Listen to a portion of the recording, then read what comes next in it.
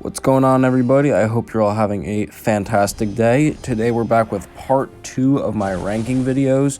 So yesterday I did the top 10 skill champions, and today I'm going to be doing the top 10 science champions. And remember, this list is my opinion.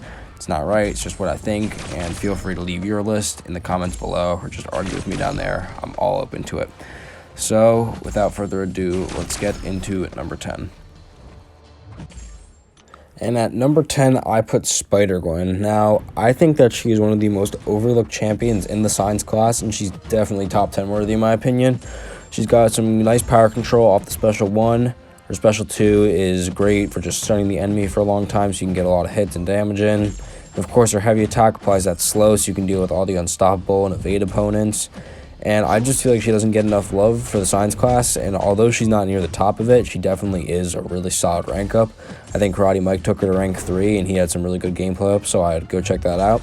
But yeah, I think that SpiderGwen is a perfect number 10 spot. Not quite the best, but definitely deserves it. So that's her, and we're going to number 9. And at number 9, we have another champion that's similar to Blade in the fact that I completely hate playing with him, but I have to acknowledge that he's a pretty good champion.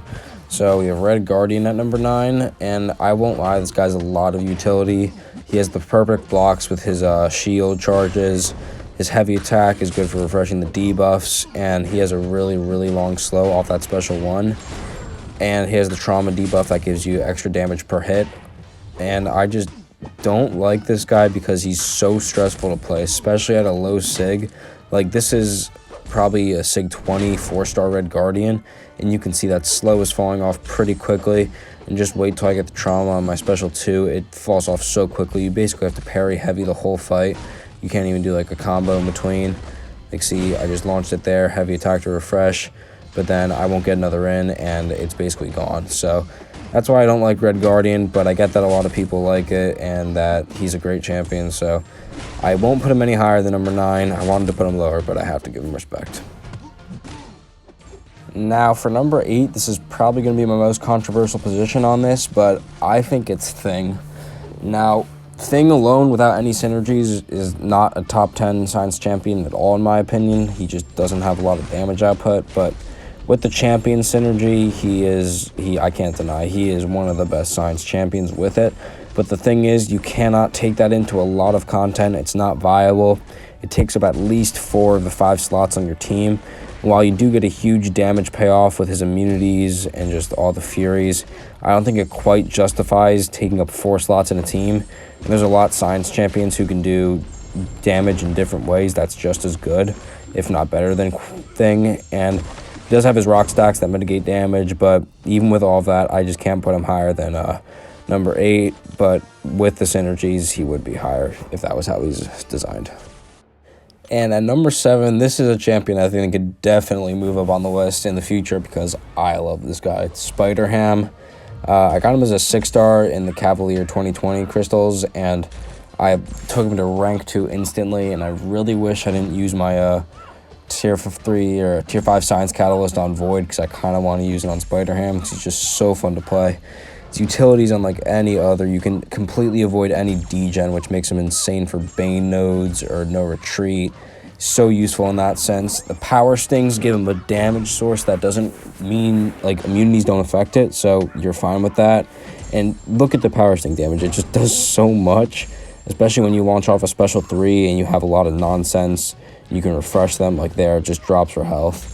So the only thing I don't like about Spider-Ham and the reason that he isn't higher is because that nonsense becomes a little bit hard to manage sometimes. Like, you have to keep it in between 10 and 8, or else you'll either lose your stacks or you won't refresh enough of them. So it gets a little bit stressful. As you can see here, I almost lose them.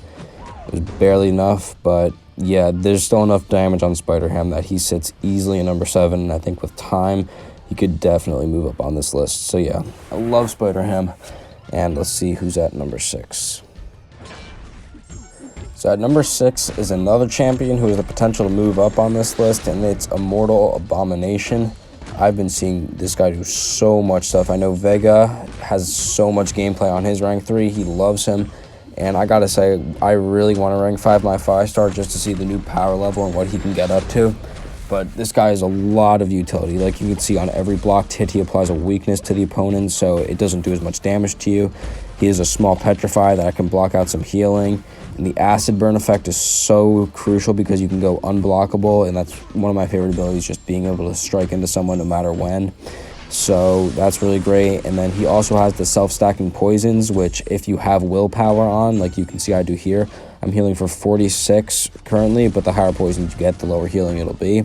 But yeah, he synergizes really well with willpower, which means he can be a suicide champion. And he just has so much utility with the acid burn because nothing's immune to it. The one thing I will say, if it's not a poison matchup, he is kind of doo-doo. But aside from that, he is so good and so useful, and I really, really think he could be moving up on this list in the future. At number 5 is going to be Fiona Shrek herself, SheHulk, and I love SheHulk. She's so good. Her slow is probably the most powerful in the game with how easy it is to land in heavies to your combos, and then that huge petrify off the special 2 like you see there. But SheHulk is just so useful. I know Metal Sonic Dude is like the SheHulk king.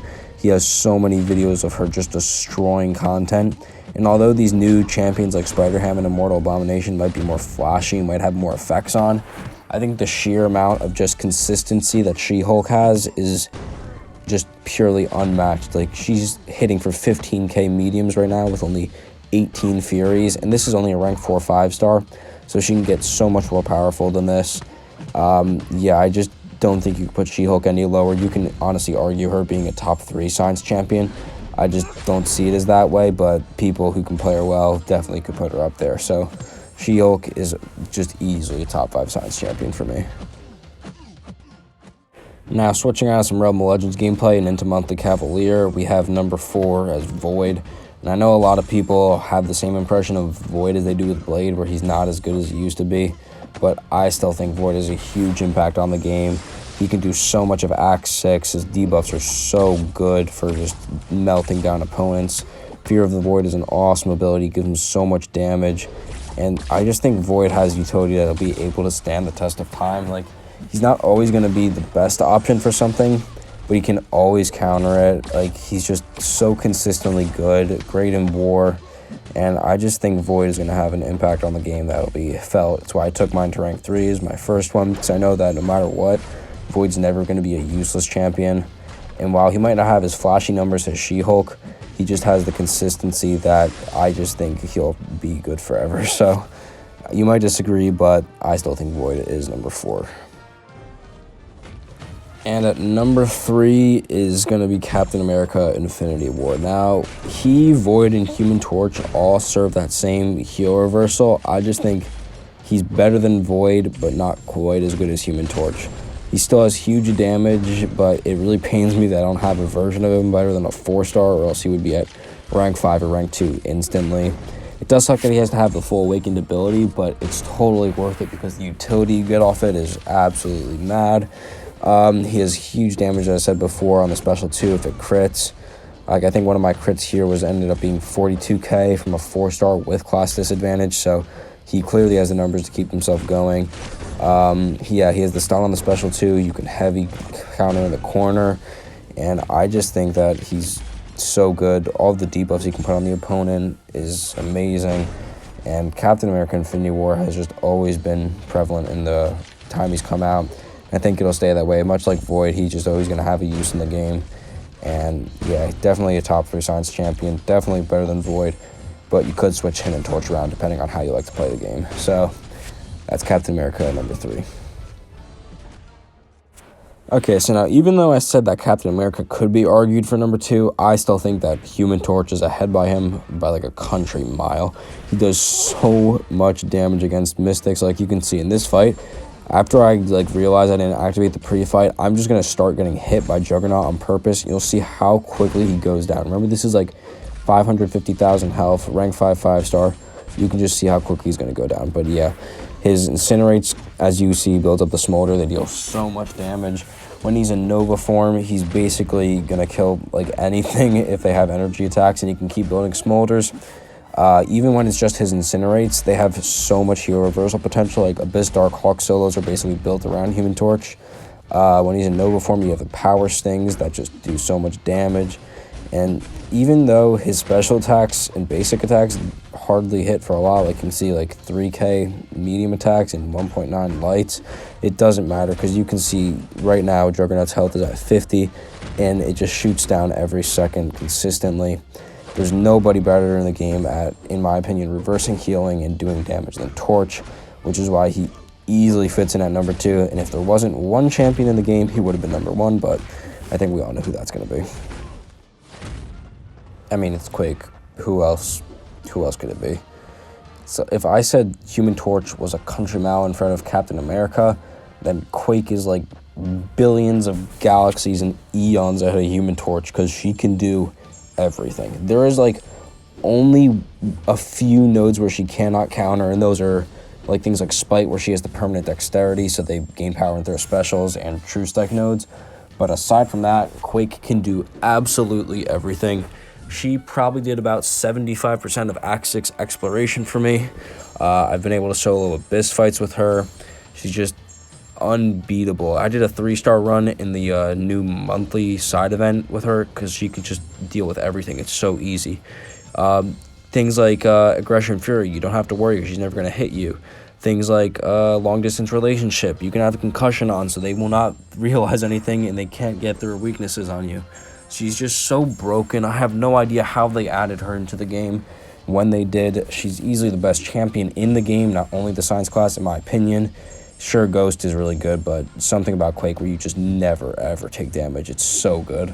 So she does have a huge learning curve and skill to her, but I think it's worth it. She's just easily the best champion in the science class and game, in my opinion. So she comes in without question at number 1. So that's going to do it for my list. I do hope you enjoyed.